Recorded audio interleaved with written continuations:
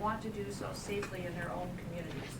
How many more lives will it take? How many more people have to be hurt and victimized before we have public safety be a #1 priority in some of our largest cities? When I look at what Mayor Adams has done to New York City, it breaks my heart to see the families that have suffered because of his policies. We can look across this country at other mayors.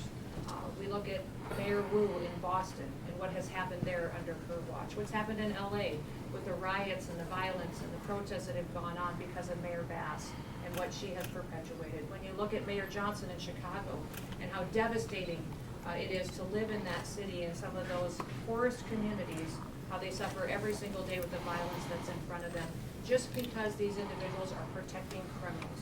They're protecting criminals who go out and murder, rape, rob, they perpetuate violence on our children, they traffic them and drugs, and damage this country every single day under the protection of sanctuary city and governors who put in place these policies that allow them to perpetuate these crimes with no consequences. Would I back and work for an agency that's allowed to do its job? Under this administration, President Trump is allowing our ICE and our CBP officers, our law enforcement officers, to do their jobs again, and that's reinvigorating them and their desire to want to be a part of a team where someone's got their backs.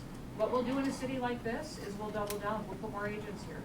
We'll put more personnel here. We'll give them more equipment, more training for situations where they may have to go into a dangerous neighborhood where local law enforcement won't be there to have their backs. And we'll continue to talk to the public about the truth of what we're doing. At least 3 or 4 times by NYPD, but they're not allowed to work with ICE under sanctuary city policies. That's what the secretary's getting to. Cops should be working with the cops. This should be a nonpartisan issue. Cops working with the cops keep New York safe. We're not asking them to be immigration officers. We're asking them to help us remove public safety threat aliens from this country, but NYPD is not allowed to do that. And that's exactly what happened. At least 3 or 4 times by NYPD, but they're not allowed to work with ICE under sanctuary city policies. That's what the secretary's getting to. Cops should be working with the cops. This should be a nonpartisan issue. Cops working with the cops keep New York safe. We're not asking them to be immigration officers. We're asking them to help us remove public safety threat aliens from this country, but NYPD is not allowed.